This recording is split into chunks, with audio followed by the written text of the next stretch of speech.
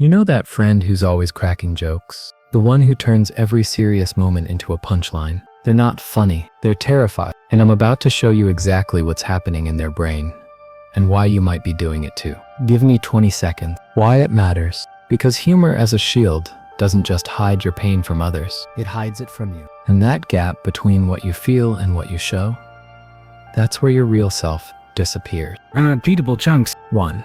The reflex. When something hurts, most people cry or get angry or shut down. But some people, they laugh. Not because it's funny, because the brain can't handle the weight of what's actually happening. Picture this.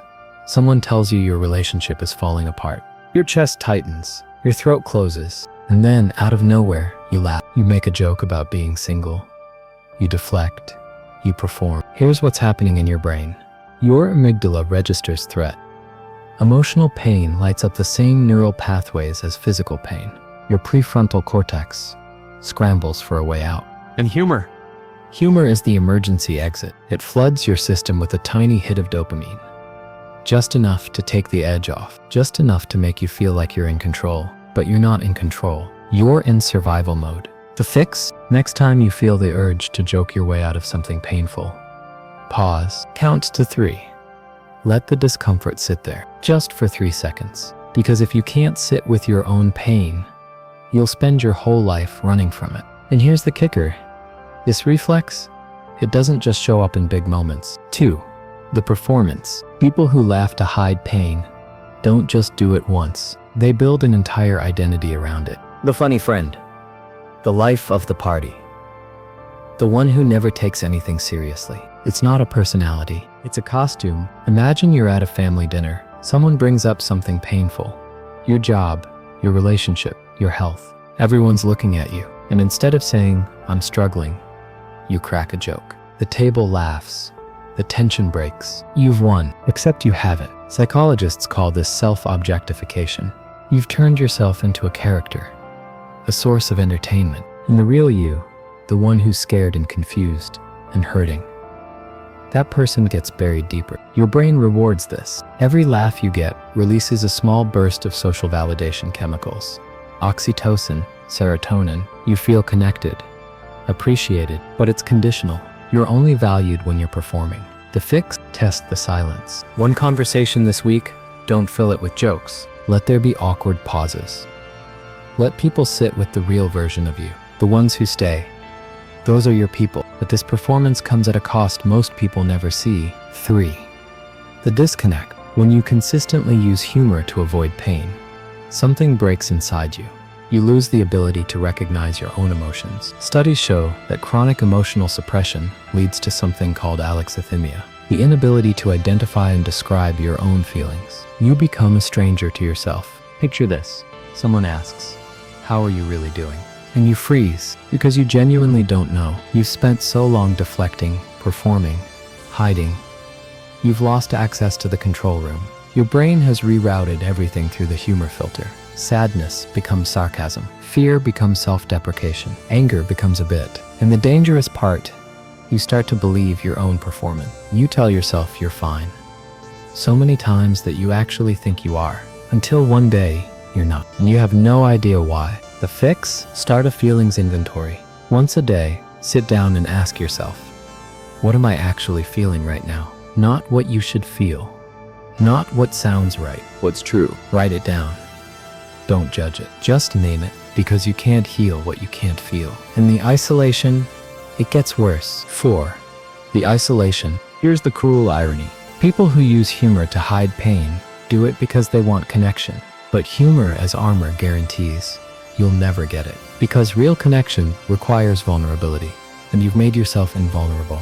Think about your closest relationships. How many of them know what actually keeps you up at night? How many have seen you without the mask? If the answer is 0, you're not close to anyone. You're just familiar. Researchers have found that people who chronically use humor as a defense mechanism report higher levels of loneliness, even when surrounded by people. Because you're there, but you're not really there. Everyone's laughing with the character you're playing. No one's connecting with the person you are. Your brain knows this. That's why after a night of making everyone laugh, you go home and feel empty. The validation was real, But it wasn't for you. It was for the performance. The fix: share one real thing with one person. Something that matters. Something that scares you to say out loud. And don't undercut it with a joke. Just say it. Let it land. Watch what happens. But there's another layer to this that most people miss. The control. Humor gives you the illusion of control. If you can make people laugh, you control the room. If you control the room, you control how people see you. If you control how people see you, you never have to risk being rejected for who you actually are. It's a beautiful system, and it's killing you. Picture this. You're in a meeting.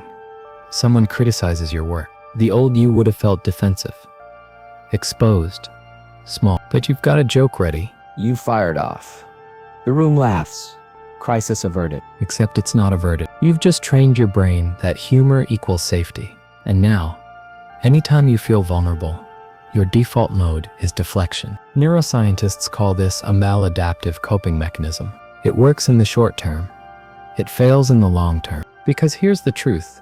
You can't control what people think of you. You can only control whether you show up as yourself. And every joke you use as a shield is a vote against your own authenticity. The fix: next time you're about to deflect with humor, take the hit. Feel the discomfort of being seen without the safety net. It won't kill you, but staying hidden might. And this pattern doesn't just affect your relationships. 6. The burnout. Performing all the time is exhausting. And most people who laugh to hide their pain don't realize how much energy they're spending until they collapse. Psychological studies show that emotional labor, pretending to feel something you don't, drains your cognitive resources faster than almost any other mental activity. You're not just living your life, you're directing, starring in, and editing a show that never ends. Imagine you wake up already tired, not because you didn't sleep, because you've been performing in your dreams. You go to work, you're on. You see friends, you're on. You text your family, you're on. There's no off switch, because if you turn it off, you'll have to feel what you've been avoiding. And you're not ready for that, so you keep going until your body forces you to stop. Burnout, anxiety, depression. Not because you're weak, because you've been running a marathon while pretending it's a walk in the park. The fix: schedule time to be off. Literally block out time where you don't have to be funny, likable, or entertaining. Be boring. Be quiet.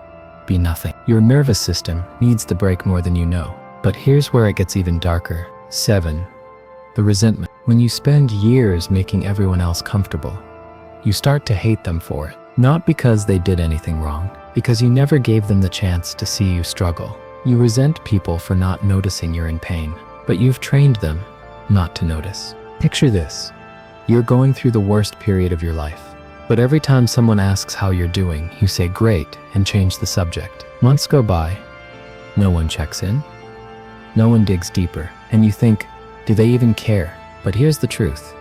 They don't know. You've been too good at hiding it. Psychologists call this covert contracts. You expect people to read your mind, to see through the jokes, to rescue you, but you never told them you needed rescuing. And now you're angry at them for failing a test they didn't know they were taking. That resentment builds. It leaks into everything. You become passive-aggressive, bitter, cynical. And the worst part, you still can't stop performing. The fix? Stop expecting people to be mind readers. If you're struggling, say it out loud, in plain language. I'm not doing well. I need support. It's terrifying, but it's the only way out. And there's a biological cost to this that no one talks about. 8. The numbness. When you use humor to avoid pain long enough, you don't just suppress the bad feelings, you suppress all feelings. You become emotionally flat. Gray. Studies on emotional suppression show that you can't selectively numb. When you turn down the volume on pain, you turn it down on joy too. So you stop crying at movies. You stop getting excited about good news. You stop feeling much of anything. And you think that's strength. It's not strength. It's dissociation. Imagine someone tells you they love you, and you feel nothing. Not happiness, not fear, not relief. Just a flatness where something should be. You laugh it off, make a joke, because that's what you do. But inside you're wondering, am I broken? You're not broken. You're just shut down. Your brain has been in defensive mode for so long, it's forgotten how to feel safe. The fix? Start small. Find one thing each day that makes you feel something. Anything. A song, a memory, a moment of beauty, and don't deflect from it. Let yourself feel it fully. Teach your brain that it's safe to feel again, but the damage goes even deeper than emotion. 9. The self-sabotage. People who laugh to hide their pain don't just avoid dealing with emotions. They avoid dealing with reality, which means they make terrible decisions. Because every choice is filtered through what will keep me comfortable right now, not what will help me grow, not what's actually true, just what will let me avoid this feeling. Picture this. You know your relationship is dying. You can feel it, but instead of having the hard conversation, you make jokes about being single. You minimize. You distract. You cope. Months go by. Nothing changes, except now it's worse, and you've wasted time you'll never get back. Behavioral psychologists call this avoidance coping, and it's one of the strongest predictors of long-term dysfunction. Because unaddressed problems don't disappear, they compound. That job you hate, that friendship that's toxic, that habit that's killing you, every day you laugh it off is another day it grows stronger. The fix? Make one hard decision this week, the one you've been joking about instead of dealing with. Have the conversation. End the situation. Face the truth. It'll hurt, but not as much as another year of pretending. And here's the part that'll make you uncomfortable. 10. The childhood blueprint. Most people who use humor as a defense learned it early. From a parent who dismissed their feelings. From a home where sadness wasn't allowed. From a childhood where being entertaining was the only way to be loved. You didn't choose this coping mechanism. It chose you. Picture this. You're 8 years old. You're upset about something. A friend, a fear, a failure. You go to your parent, and they say, "Oh, stop being so dramatic, you're fine." So you learn, my feelings are too much.